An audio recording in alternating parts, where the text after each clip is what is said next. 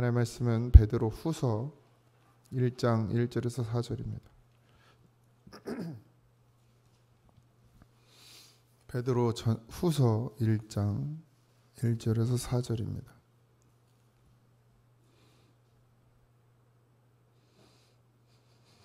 함께 합독합니다. 예수 그리스도의 종이며 사도인 시몬 베드로는 우리 하나님과 구주 예수 그리스도의 의를 힘입어 동일하게 보배로운 믿음을 우리와 함께 받은 자들에게 편지하노니, 하나님과 우리 주 예수를 알므로 은혜와 평강이 너희에게 더욱 많을지어다. 그의 신기한 능력으로 생명과 경건에 속한 모든 것을 우리에게 주셨으니, 이는 자기의 영광과 덕으로서 우리를 부르신 이를 알므로 말미암음이라. 이로써 그 보배롭고 지극히 큰 약속을 우리에게 주사, 이 약속으로 말미암아 너희가 정욕 때문에 세상에 썩어질 것을 피하여 신성한 성품에 참여하는 자가 되게 하려 하셨느니라. 아멘. 베드로는 자기를 예수 그리스도의 종이며 사도라고 소개하고 있습니다. 그리스도의 의를 힘입어 동일하게 보배로운 믿음을 함께 받은 자들에게 편지하고 있습니다.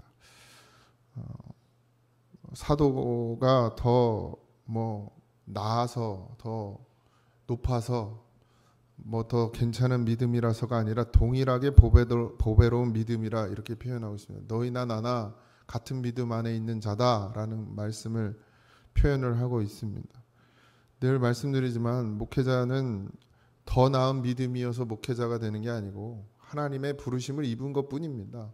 목회자로 부르심을 입은 것이고, 성도는 성도로, 장로는 장로로, 권사는 권사로, 교사는 교사로 하나님이 부르신 것이지, 그게 어떤 직급이 되거나 높고 낮음이 되지 아니하고, 목사가 됐든 장로가 됐든 권사가 됐든 교사가 됐든 뭐가 됐든 동일하게 보배로운 믿음으로 우리가 함께 부름을 받았다는 사실을 잊지 마시기 바랍니다.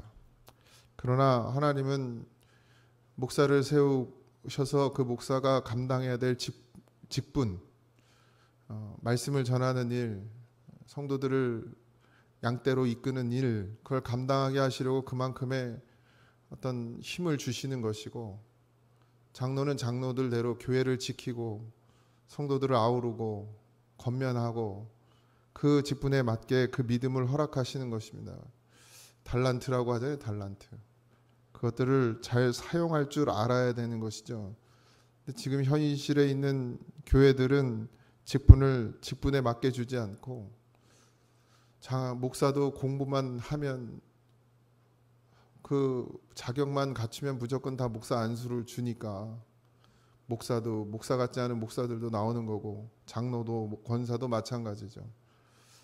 이게 인정에 이끌리면 아무것도 안 돼요.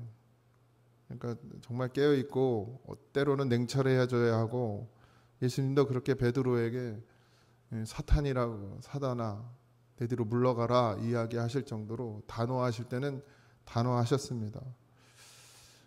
우리가 믿음으로 선다는 것은 그냥 좋은 게 좋은 거다라고 할 수 있는 게 아닙니다. 깨어 있어야 되고, 항상 기도해야 하고, 범사에 감사해야 되고, 항상 말씀에 갈급함을 가져야 되죠. 삶에 만족하기 시작하면 게을러집니다. 신앙에 게을러져요. 내 삶에 만족하면. 그러니까 만족이 뭐냐? 그러니까 내 육신의 생각에 이 정도라고 세워진 기준에 도달하면 그걸 만족한단 말이에요. 감사하고 만족은 다릅니다. 늘 감사해야 되죠. 어떤 지경에 있다 할지라도 감사해야 되지만, 내 삶의 그 어떤 내가 누리고 싶고 내가 가지고 싶고 내가 그어놓은 선 안에 그것으로 만족하고 이제 더 이상 하나님께 구할 게 없다라고 생각하는 그 죄악에 빠지는 순간 우리는 무너질 수밖에 없습니다. 그래서 항상 믿음 안에 서 있어야 하고, 우리가 누구의 부름을 받았는지가 분명해야 합니다. 우리는 예수 그리스도의 부름을 받은 자들입니다. 예수 그리스도의 부름을 받았다는 건 단순히 그냥 종교 생활하고 신자로 살아라, 교인으로 살아라가 아니라 예수 그리스도로 살아라. 그리스도와 함께 죽고 그리스도와 함께 사는 그런 믿음 안에 살아야 된다는 것이죠. 우리가 자꾸 이걸 잊어버리거나 때로는 외면하죠. 예수 그리스도와 함께 죽고 사는 게 쉽지 않으니까 그냥 적당히 종교 생활하면서 그럼 나는 그걸 왜 하는지 모르겠습니다. 종교 생활 할 거면 뭐하러 교회 왔다 갔다 주일날 토요일 주일이고 그냥 냅다 놀러 다니지. 나 같은 놀러 다니겠어. 그 시간에 아까워요. 에? 왜 주일날 하나님 앞에 예배드는 혼나지 않으려고 그러나 봐. 하나님한테 벼락 맞을까 봐 그러는지. 그런다고 벼락 맞습니까? 하나님 놔둬요. 근데 정말 믿음 안으로 들어와야 되는데 그 과정이라고 생각하니까 불쌍히 여기고 긍휼히 여기는 것이지만 그 과정 가운데 있다면 정말 열심을 내야죠. 신앙의 열심, 믿음의 열심을 내야죠. 그냥 설렁설렁 적당히 그냥 하는 것으로 가면 뭐 주님이 그걸 모르십니까? 하나님. 나는 속아도 하나님은 안 속으세요. 진짜 믿음이어야 합니다. 부르심에 합당한 삶이 되어주시길 바랍니다. 하나님과 우리 주 예수를 알므로 이렇게 표현해요. 은혜와 평강이 더욱 많을지어다. 2절에 있는 말씀인데 우리가 은혜와 평강은 어디서부터 오느냐? 주 예수를 알므로부터 옵니다. 안다는 것은 믿는다는 것이지 그냥 지식으로 알아지는 것을 이야기하는 것이 아니라 성경에서 말하는 알미라는 것은 단순히 깨닫는 정도의 수준이 아니라 순종에 이르는 것까지예요. 그 믿음에까지 이르는 걸 안다라고 표현하는 겁니다. 우리가 믿음 알죠. 예수 알죠. 다 알아요. 다 아는데 왜 우리가 은혜와 평강 가운데 있지 못하죠? 왜 우리가 은혜와 평강이 우리 안에 부어지지 않죠? 지식으로 알아서 그래요. 지식으로. 반드시 믿음이어야 하고 순종이어야 하고 삶이어야 합니다. 그렇게 예수를 알아야 예수님과 함께 죽을 수도 있고 예수님과 함께 살 수도 있는 것이죠. 그런 믿음이 되어야 우리가 평강 안에 거하며 은혜 안에 거하는 것입니다. 상황과 환경에 휘둘리고 뭐 그냥 다른 사람이 요만큼 하면 저 사람은 주일밖에 안 지키는데 난 그래도 수요 예배도 나오고 새벽 예배도 나오고 그럼 내 믿음이 더 좋은 거 아닌가 이런 교만에 빠지지 말고 하나님이 내게 주신 마음과 감동이 있으면 그걸 꼭 지키십시오. 상황과 환경에 따라서 변한다는 건 그건 내가 먹은 마음이지 주님이 주신 마음이 아닌 거죠. 내가 먹은 마음으로 하는 건 항상 무너지게 되어 있습니다.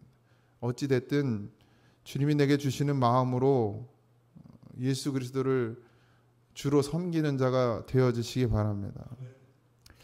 하나님을 아는 지혜라 그랬어요. 이 베드로 후서의 전체적인 주제입니다. 핵심 주제. 하나님을 알아라. 베드로가 왜 하나님을 아는 지혜라고 말했을까요? 베드로의 경험이죠. 자신은 하나님을 안다고 생각했거든요.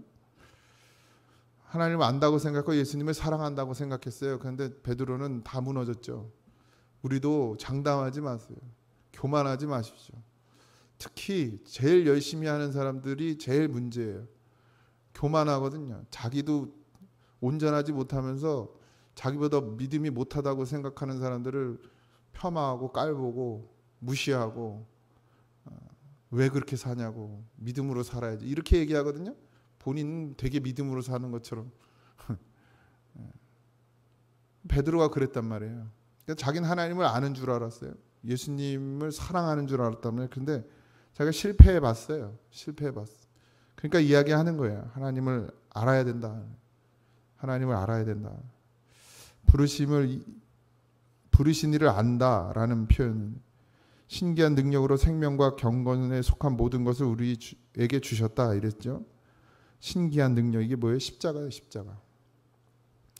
십자가가 신기하죠. 그냥 사형 틀이잖아요. 그냥 죽으면 끝나는 곳인데 그 세상이 멸시하고 세상이 조롱하는 그 십자가에 달려서 죽으셨는데 그것이 어떻게 해요? 생명과 경건에 속한 모든 것을 우리에게 주신 거예요. 그 십자가를 통해서. 그러니까 살리셨다는 것이죠. 그래서 신기한 능력이에요. 십자가는 죽음이고 십자가는 조롱이고 십자가는 멸시고 십자가는 천대인데 그걸 지신 예수님으로 말미암아 우리가 살았다는 거죠. 그러니까 신기하죠. 이는 자기의 영광과 덕으로서 우리를 부르심 이를 알므로 말미암음이라. 이걸 어떻게 하느냐? 십자가가 신기한 능력인 것을 어떻게 우리가 알 수 있고 그것을 통해서 우리가 생명과 경건을 얻을 수 있는 걸 어떻게 아느냐? 어떻게 깨닫느냐? 예수를 알아야 된다. 예수를 알아야. 여러분 안다고 장담하지 마십시오. 아는 것 같은데 몰라요. 여전히 모르고 있습니다. 우리를 예수님을 우리의 틀 안에 가두거든요. 우리는 예수님은 이럴 것이다 저럴 것이다 아니면 예수님은 여기까지다 한계를 두어요. 한계는 우리에게 있는 것이지 주님께 있지 않습니다. 하나님은 한계가 없으시죠. 하나님의 사랑은 한계가 없습니다. 하나님의 사랑은 또 우리의 생각과 다를 수도 있어요. 고난을 받으면 그게 하나님이 사랑 안 하신다고 우리는 생각해요. 우리가 뭐가 문제가 생기고 잘못되면 내 신앙에 문제가 있거나 아니면 하나님이 나를 사랑하지 않는 거라고 생각하는데 우리가 고난받는 건 유익입니다. 그냥 하나님의 사랑이 아니면 고난도 없어요. 여러분의 삶이 그냥 평탄하기만 하다 그러면 다시 한번 기도해 보셔야 될 것입니다. 평탄한 것까지도 괜찮은데 내가 정말 예수로 사느냐 거기에 질문해 보십시오. 정말 예수로 살아 평탄한 건지 하나님이 그냥 내버려 두시는 건지 그걸 기도해 보고 물어보십시오. 늘 점검하지 않으면 넘어집니다. 베드로는 예수님이 늘 옆에 계셨어요.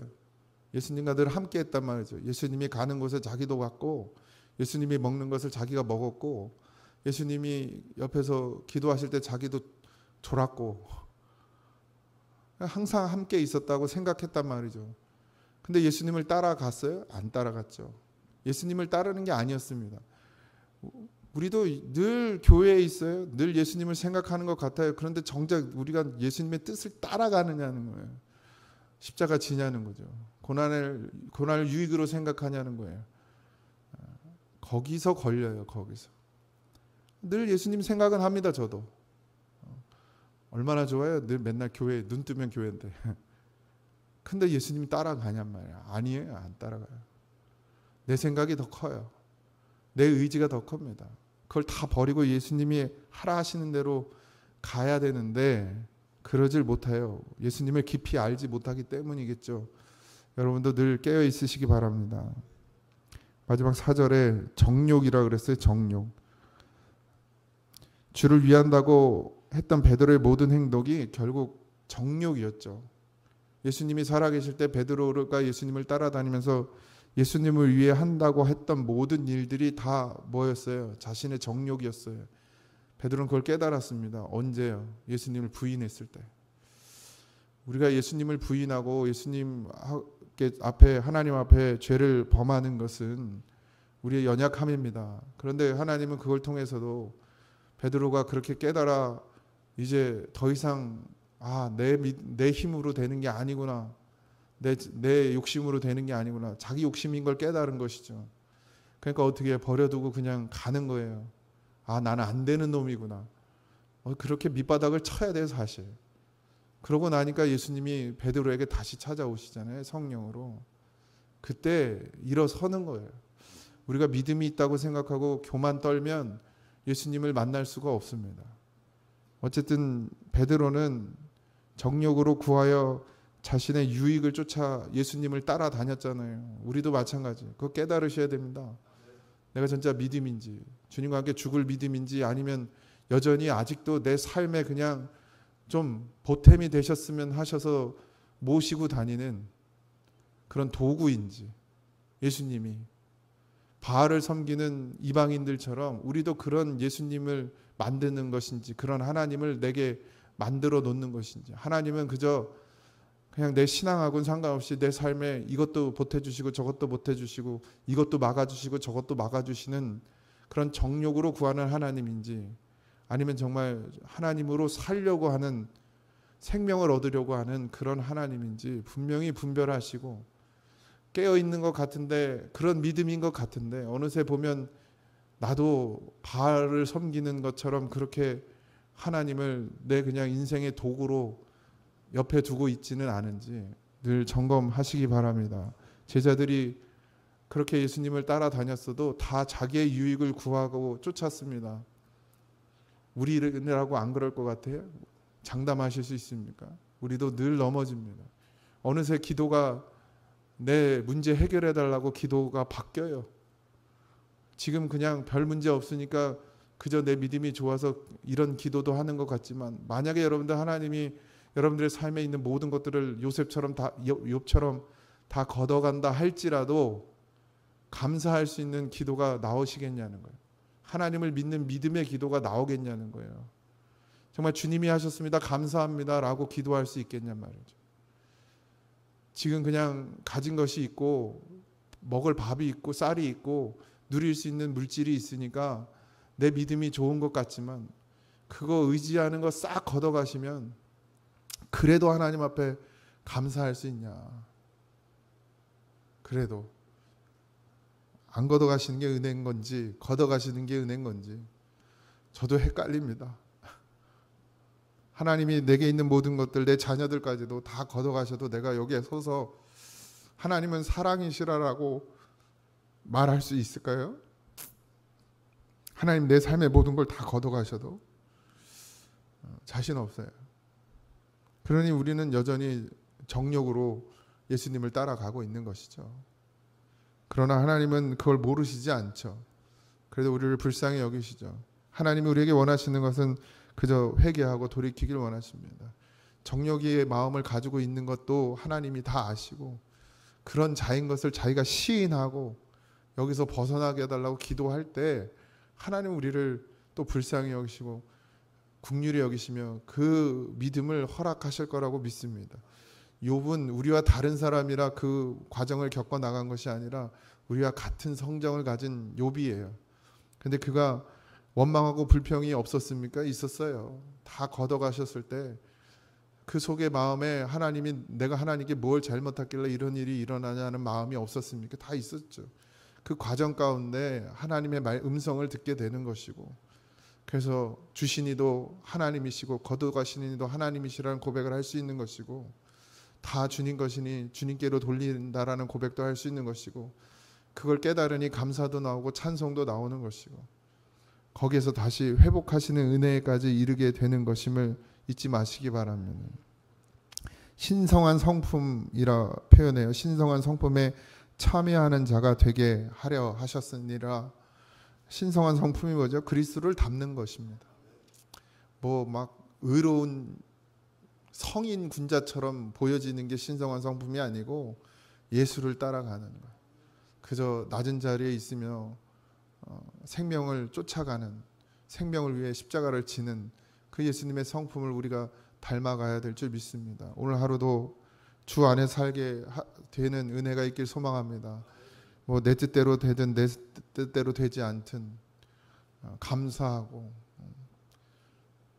비가 안 와야 되는데 비가 와도 감사하고, 일해야 되는데 왜 자꾸 비는 오는지, 별을 베야 되는데 비가 많이 와서 쓰러지면 골치 아픈데 그래도 감사하고, 어쨌든 감사하고 살면 하나님이 나의 삶을 인도해 주실 줄 믿습니다.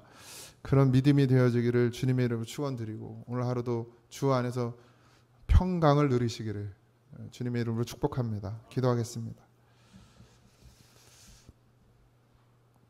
예수를 닮기를 소망하고 믿음으로 주님을 쫓는다고 생각하고 그렇게 살던 베드로도 내가 내 정욕을 따라 주님을 쫓았구나 깨닫게 되고, 내가 하나님을 아는 줄 알고 예수를 아는 줄 알았더니 아무것도 모르는 자였구나 깨달았던 베드로의 고백이 우리의 고백이 되게 하여 주시옵시고, 정욕을 따라 구하는 것들이 있거든 하나님 용서하시고 우리로 깨닫게 하시고 정말 예수님을 깊이 아는 지혜까지 이르게 하여 주옵소서.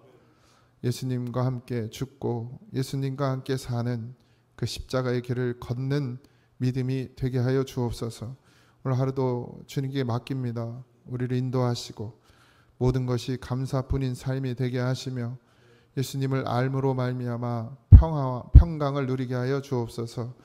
오늘도 우리와 함께 하시며 우리를 인도해 주시고 동행하여 주실 것을 믿고 감사하며 예수님의 이름으로 기도하옵나이다. 아멘.